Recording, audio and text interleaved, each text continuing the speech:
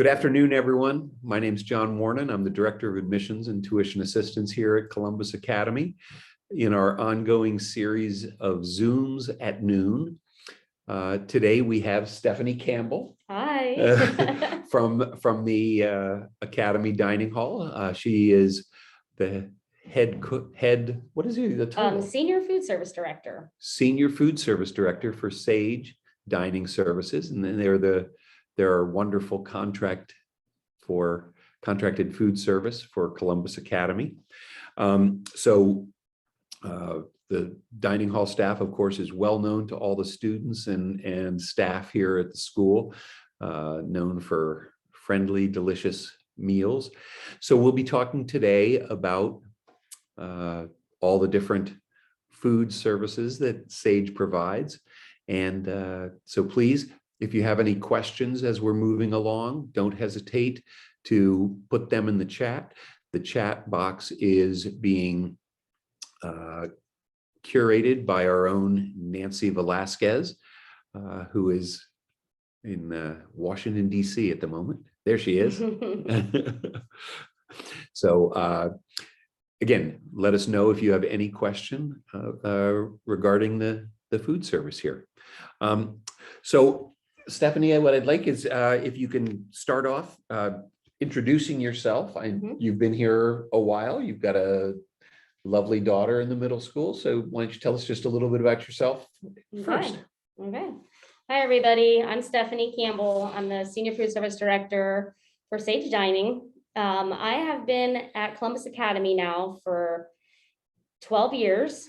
Started out as the Assistant Food Service Director, and in the last 3 years, I've become the Food Service Director. My daughter, Sophia, goes to school. She's been coming here since the 3rd grade, and now she's a 7th grader. And we absolutely love Columbus Academy. Don't know what we would do without this school. We just love it. Obviously, I've been here 12 years, so that's wonderful. So Sage Dining is the food service contracted company that the school has here, and it's one of the biggest in the country, isn't it?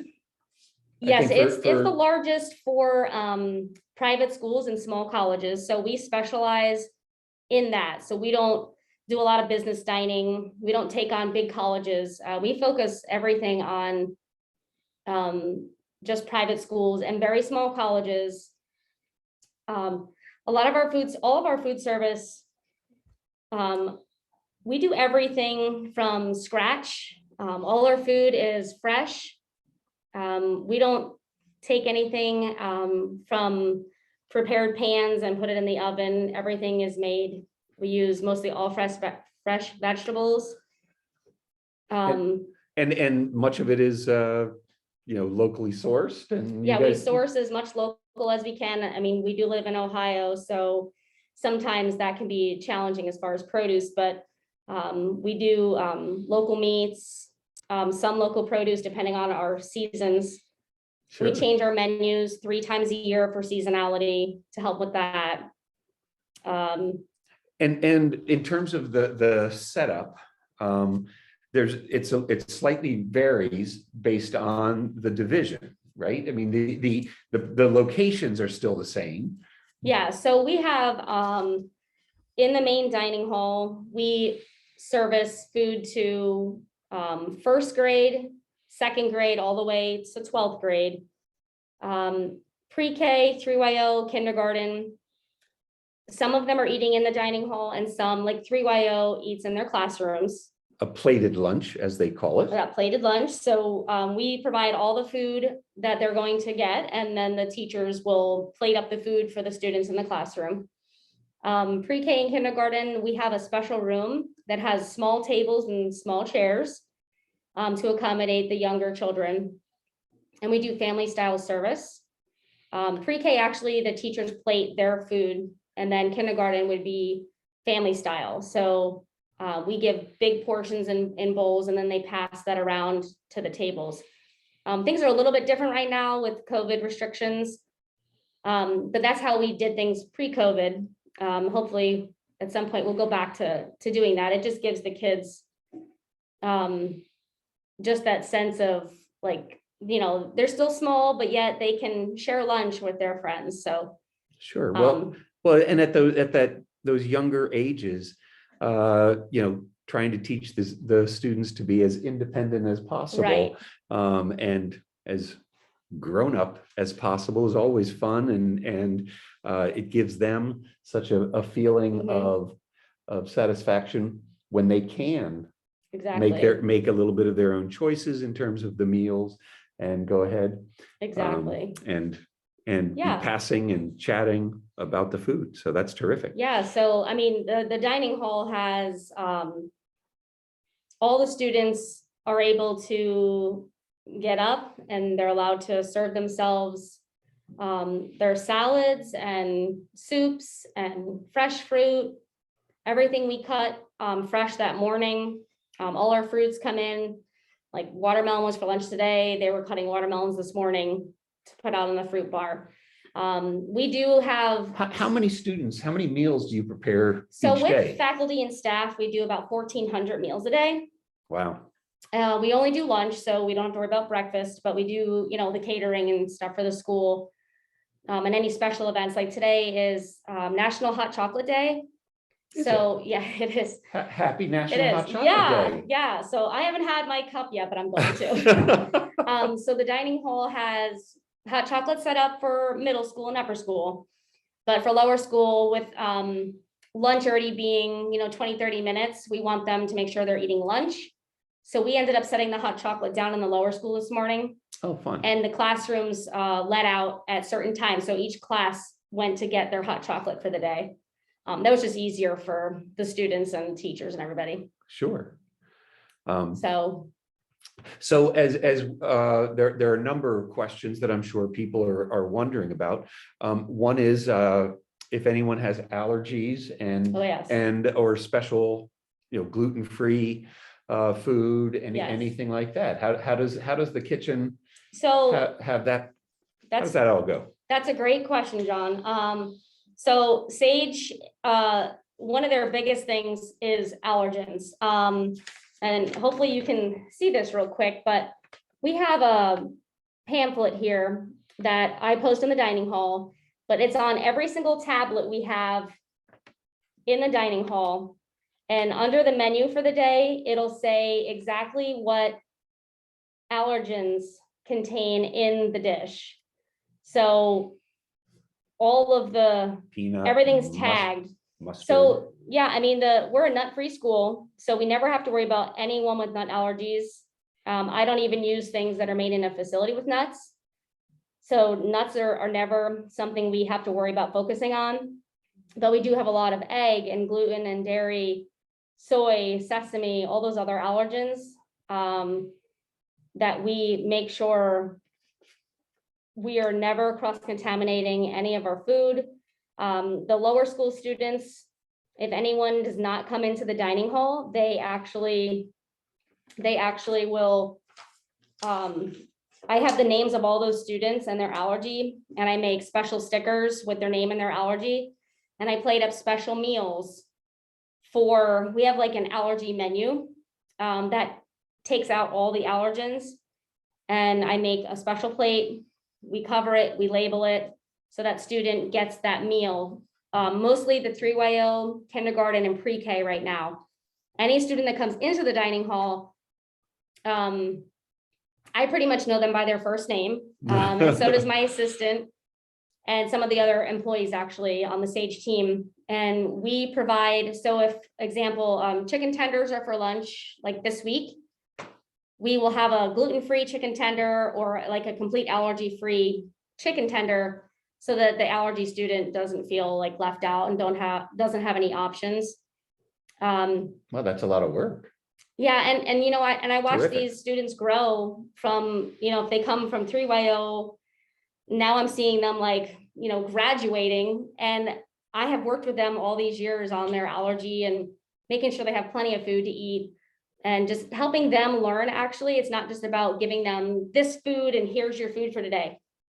The whole point of the allergy filter is for them to grow as a person and to know that their allergy contains egg, that they can navigate and find foods that meet their needs. Right. So it's a learning tool for Yeah. them. Well, it actually, it reminds me, Stephanie, I don't know if I mentioned this when Sophie was applying to Columbus Academy. At Academy, I'm going to just remove my mask for a minute. At Academy, we think of the education of a child as a three-legged stool, and the education is the sit upon part, and then the three legs of the stool, one is home, one is school, and one is the student themselves. And in lower school, of course, we expect the school and the home to be very, very strong legs as the child is growing. By the time a student is in high school, we really hope and expect them to be growing into the self-actualized person who goes, hey, wait a minute, I know I'm allergic to ABC, and so I need to be self-monitoring. The things that we do for lower schoolers, we again could do for the high school, but it is, and we will, but it's very important that the children grow as they age, and make sure that they are. And really they do. I mean, I have a lot of upper school students, and I've seen them growing, and they come in and they know exactly what they're looking for, what they need, and they're not afraid to ask, what can I have today? Usually I know them all, so I don't even need to know what their allergy is at this point, but they'll say, what's gluten-free, what can I have? And we provide that. And any dessert days, we provide a special, I get special cookies and brownies and donuts that all contain all the allergens. So we always have something for the student. It's just so important. Wonderful. So the meals are healthy. They are incredibly tasty. Unfortunately, during the pandemic, the last couple of years, we haven't been able to have our applying students stay for lunch. For grades 6 through 12, a visitor comes for a shadow day. And actually, it's a real treat for the students to be joining us for lunch, because they walk away going, oh my gosh, that's a really incredible lunch. Stephanie, talk a little bit, if you would, about the differences between, again, pre-K or explorers. They're eating plated food in the room, but for the lower schoolers, how do we add to their responsibility and their choices as they age through our program? So, I mean, the lower school, they're learning foods. What's really great is, at home, you cook a meal for your child. But it's interesting how we have students that I'll have parents that say to me, oh my goodness, like, what are you doing at the school? Because my child didn't eat that before, and now they're eating this. And I said, we kind of encourage them, hey, just try one bite. Like, you might like it. Yeah. And it's amazing. They come back up and they have more. And the parents just can't believe they never ate that before. And now they're eating it. We're like, yeah, because this is the time for them to learn and explore their taste. And if their other friends are eating it and trying it, they're going to try it. Exactly. And they have so many options. Like, if they don't like what's on the main entree, for example, they'll make a sandwich, they'll have a soup, they'll have a salad, we have all these different stations. We have a special rotating station that has cuisine from China. It's all Asian influenced. So one day it might be from China, another day is from Japan, and it just rotates for the week. And then the next week the menu switches, and it's things from all the Spanish continents. Like, we just have Mexico and all these different. Wonderful. And then it switches to Crossroads, and we're doing food truck type food.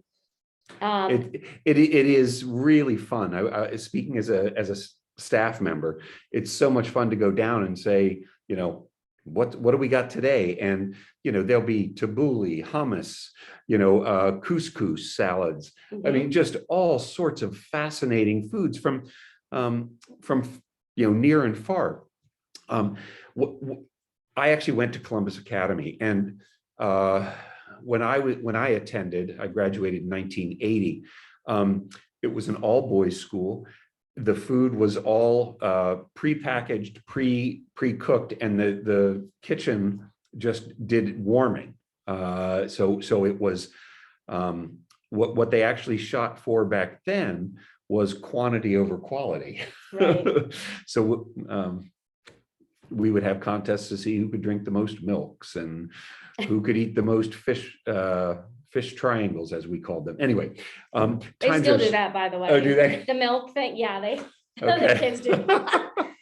Well, but it's amazing to me, again, just the quality of and the choices that are provided. The other thing I would compliment you on, Stephanie, is the friendliness of the staff. Yeah. I mean, they are, unfortunately nowadays they're all face covered, but you can see it in their eyes as they're serving that they have smiles on their faces. And Oh yeah, they love serving the students, passionate about what they're doing, and just care about what they're doing. So they're trying to make the experience at lunch just a big experience for the students. And lunchtime, I don't want to say it's like recess time, but it is kind of. It's a time for them to gather with friends, enjoy a meal, just like you gather your family for dinner at night. And they're gathering with friends during lunch. They are spaced out a little bit with COVID, but we've actually come a long way since the pandemic was really things were tight. We've loosened up a little bit, but we have sanitizer at every table, at every station. Students sit 5 per table in the dining hall instead of 10. Yeah, like 8 to 10, depending. So the kids are spaced out. They still wear their mask while they're getting their lunch, but then when they sit down to eat, they can take their mask off to eat. But anytime they're roaming around the dining hall, they need to have their mask on. But it's just a community. It's a time to still have fun, but enjoy a great meal. And right now the students are watching movies while they're eating, which is the lower school students. The lower school, in order to try to keep conversation to a minimum. This is the only time that those youngsters will take off their masks during the school day. Right. And so, we turn on the videos. Yeah, and we have special meals during the year. And we had the one student the 1 year, he asked me if we could have churros for like a dessert day one day. And I said, well, sure, but let's find a day that the churros fits into like on the calendar, and how we can introduce that dessert, where it comes from and the history of it. And let's find a day that it works. And we did. We did that for the student, and his friends were all happy. And he was a folk hero around here. Oh yeah. Everyone was happy. Brought churros to the dining hall. Yeah. And that actually reminds me about the panini maker that I think upper school student council they requested that, and we made that happen. And then cold cereal. Talk about cold cereal Friday. So the upper school asked if they could have cereal Fridays. So every Friday we produce, we have cases and cases of different types of cereal and milk, and they come in right before, like around 10:30. During their activities. During activities, and they have cereal in the dining hall. We have fresh fruit that we provide for the upper school library. And again, the panini maker, I think, was a special request from student council, if I remember correctly. It was. And they said, hey, we're big and old and semi-responsible. They actually didn't say semi-responsible. Anyway, but so Steph and her staff went ahead and produced a panini maker for the sandwich bar. So what happens the Thursday, for any of you weather bugs out there, you may have seen that Thursday is supposed to be Snowmageddon around here. And just as we were sitting down, we were reminded of that.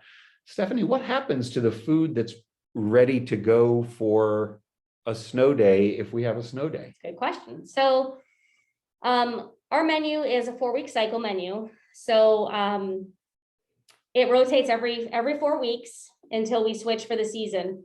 And if a snow day happens, like Thursday, if we end up not being here, me and my assistant will sit down and determine what food has been prepped already. So if things were prepped on Wednesday for Thursday, is any of that food still okay to use on Friday?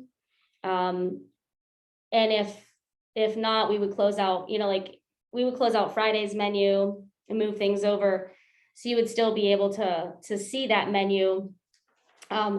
Sage does have an app called Touch of Sage app. And in this app, you can see the daily menu.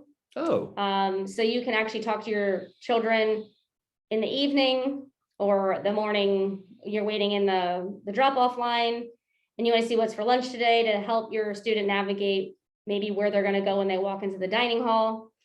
You can see that menu. So if we post the menu, and also there's a menu on Columbus Academy's website. Right, that's what I'm familiar with. Yeah, so you can look there as well, but the app is nice. You're just kind of on the go, open the app. And in that app is also the allergen filter. So you can filter out any of the, like if your child's gluten-free, you can click on the gluten, click the gluten and it'll tell you all the things that they can have that have no gluten in them. Oh, great. What was the name of that app again? Touch of Sage. Touch of Sage. That's what it's called. Yep. And you'll just, it'll navigate you through it. You pick Columbus Academy as your school and it'll show you the menu. Great. So one of the things that, one of the ways that Sage endeared themselves to the whole community during the pandemic, I remember a couple of things that they did. One was for the whole community. Can you tell about the when you and Sophie, that's her daughter, yeah, did it was special matzah, I think. Yeah, we did a couple things. So while we were when things shut down in the beginning, and I was working from home. March of 2020, April of 2020. Yeah, so Sophie was doing school from home, and I was doing work from home. And we're like, what can we do? Like, we had people going, oh, we missed the General Tso's chicken. That's probably the #1. Yeah, that's our favorite at the whole school. And we're like, what can we do? And so I cleared my kitchen at home and we made the dish from home and YouTubed it. And everyone was able to make the dish at home themselves and watch our video. And my daughter helped navigate and help me, cook all the food. And it was a blast. So we did General Tso's chicken. We did the chocolate matzah. And I think I did a hummus one with the different variations. Mm-hmm. So we kind of brought Columbus Academy to my kitchen and to everyone's kitchen at home so they could prepare right. Some of the meals. Oh, and I did broccoli cheese soup. No, it was wonderful. And again, it just a chance for us. One of the key pieces of that dining hall, yes, it's nutrition, yes, it's food, but you mentioned recess. We really do consider this a wonderful time for the community to come together. In the lower school, there are assigned seats. By the time you get up to middle and upper school, middle school, I think they may have some assigned seats right now just because of COVID. Yeah, just because of COVID. Yeah. But usually in a pre-pandemic world, and I assume a post-pandemic world, the middle schoolers get to choose their own seats, except for A Day, that is advisory A Day. So you sit with your advisory. But then the high school, once again, you get to choose where you sit. And one of the reasons we do this, it's very important that people understand.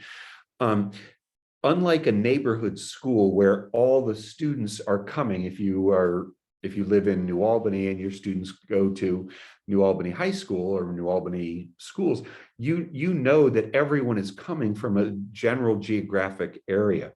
At Academy, we have students coming from 54 different zip codes. We need to build time for community building into our school day. And so by making sure that, again, the middle school all eats together, the high school, the upper school all eats together. This gives your friend groups a chance to get together and enjoy a meal together. Mhm. Sorry to digress so much. Yeah, here, no, but- you're good. And I wanted to mention the excitement of going from lower school to middle school. A huge excitement in the dining hall is the froyo machine.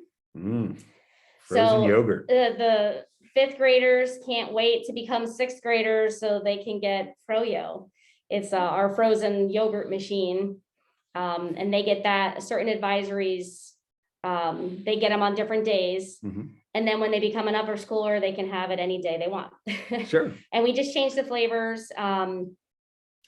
Each week we change the flavors of the yogurt. So Great.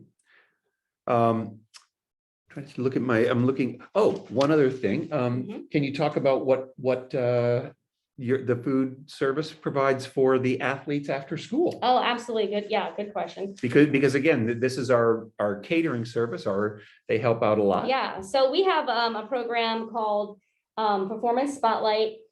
And this little running man here is the logo that we have for this program. So we have two things. So at lunchtime, we actually use this program as well. And this little running man that I showed you, they can find this on the tablets that we have in the dining hall, just like the allergen filter. And it will show an athlete what choices they should be making, depending on if they have a game day or a practice day. And then after school, for middle school through upper school, anyone that's in athletic sports, if they have a game and it's a game day, they come to the dining hall after school, and we provide a bunch of different options for them to have so that they're prepared for their game. Right, a little snack bag. Yeah, so right now we're doing snack bags, but probably in the spring we'll open up our more of a buffet style.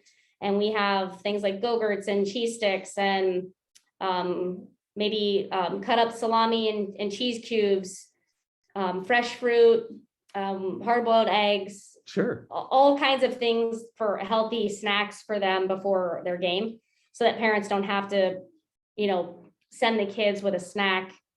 They know that they're going to get something after school so that they're ready to go for their game. Sure. And a number of students will still bring their own special treats from home, of course. Yeah, they do. But this is just something, but it's one less thing to worry about. Absolutely. As you're getting your kids ready for school in the morning, oh, I forgot the snack. No, there's going to be a snack for them. Sure. Not to worry. Well, so I do have one question. oh, good, Nancy. For lunch, what percentage of the daily selections are vegetarian? Good question. Great question. We actually have a vegetarian station, just like the stations I was talking about where it rotates with different cuisines. We actually have one station that's vegetarian, that is always vegetarian, 5 days a week, every day. And some of the choices are vegan, not just vegetarian. And this allergen filter will also show you vegan and vegetarian. So there'll be those two allergy filters so the students can see. But that one station, everyone knows that will always be vegetarian. Vegetas, I believe. Vegetas is called, thank you. And we also have a lot of options at the other stations that happen to be vegetarian or vegan as well. The station that rotates a lot of the Asian cuisine and the Spanish cuisine, they have a lot of rice and bean dishes. They have tofu dishes. So there's a lot of vegetarian there as well. There's one of the soups is always non-meated. Yep, one soup is always vegetarian. One's always gluten-free. We always have a pasta station that has marinara every day, and then the Alfredo and the meat sauce rotates. We have the salad bar. We have a hummus every single day. We have grain salads every day. So there's always tons of options. The salad bar is pretty terrific. There's always fresh cut lettuce. There's spinach. Yeah. It rotates. We always have tomatoes, cucumbers, broccoli, shredded carrots. We do have grilled chicken out there every day. We have at least 4 homemade dressings. And then sometimes there's additional ones. So there's an array of options, something for everybody. I do have another question. How much, do you have any organic food that's served? And also, how often do students have juice and dessert? So organic food, that would be when we can get the organic, we try to get some, like it might be some of our lettuce items would be organic. It just depends on what's available. So we just do that based on availability. And let's see, what was the other question? How often do students have juice and dessert? Okay, so we don't ever have juice. The lower school can have ice water or spa water, which is like a fruited water. And so we cut fresh fruit and put it in with ice water, or they can have milk. The middle school and upper school, we make fresh lemonade. We make a slurry with fresh lemon and make lemonade. They're allowed to have that. So that would be the closest thing to juice, and that's for only middle and upper school. We don't have any juice, any soda pop, whatever. We don't serve any of that. And then desserts for lower school, we only do dessert on Friday. We used to do it 2 days a week, but we lowered it to just on Fridays because they do treats and different things for birthdays and stuff in their classroom, and it's just too much for them. And then middle and upper school gets dessert every Wednesday and every Friday. I do have another question. Great. Do all grades of students eat at the same time, or are there different lunch periods? And also, how much time do they have for eating lunch? Okay. So lower school eats first. They're usually the ones that can't wait too long to eat. So our first lunch service is around 10:50, and that's for first and second grade. And then they have about 25 minutes. And then third, fourth, and fifth grade comes into the dining hall. And then as soon as they leave, we have 8th grade comes in. And then when 8th grade leaves, 6th and 7th grade come in to eat. And then all the high school comes in at the end. Yeah. And they have about at least 25 minutes to eat. Yes, so they have It's plenty about- of time to navigate. And if it's a really popular lunch day, like General So's, which is tomorrow. Oh, is that right? Yes, yes. Happy So February. Big day. It's actually Chinese New Year. So we have the Chinese parents have decorated the dining hall, and I think they've decorated all over the school, but they have asked us to coordinate with the menu for tomorrow. So they're gonna have a slideshow on the TVs in the dining hall. And then we are serving General So's chicken. We have fortune cookies. So like on a day like that, that would be like a treat for them. It's not a usual thing for them to have an extra sugary treat, but we'll have fortune cookies, and the parents have brought in extra items like dumplings and veggie spring rolls and stuff like that. For students to For additional, enjoy. yeah. Wonderful. Wonderful. I forgot, I think there was another part to that question. Well, it's too bad that the pandemic is here, because there are also opportunities for lower school parents in a normal year to get involved. There's something that they call lunch bunch, where in order to free up faculty so that the faculty can eat together and discuss important topics and give the teachers a break. We ask for parent, in a typical year, we ask for parent volunteers to come and sit with the students, the lower school students, at lunch. Yeah, that was something that was really nice. It just gave the opportunity for the parents to actually see what their students are eating, and can discuss the options, and will you have all these options, Right. what are you gonna have today? So, But unfortunately we'll try to get back there soon. yes. So any last questions, Nance? It's 12:36. We want to be respectful of everyone's time. That's all I have. Okay, well, wonderful. We've come to the end of another Zoom at noon. We only have 2 more Zooms at noon scheduled. We may add some more depending on the interest level and how busy the admissions office is. On the 14th of February, Valentine's Day, we're going to be talking about diversity with Dr. Lasambe, Dr. Pascal Lasambe, who is our interim director of diversity. And then on the 28th of February, the very end of February, we're going to be talking with Christy Benning, who is the department chair of service. And we're going to be talking a little bit about community service and how it works from the lower school all the way up to the upper school. We hope you can join us for those. Stephanie Campbell, we really appreciate your joining us today.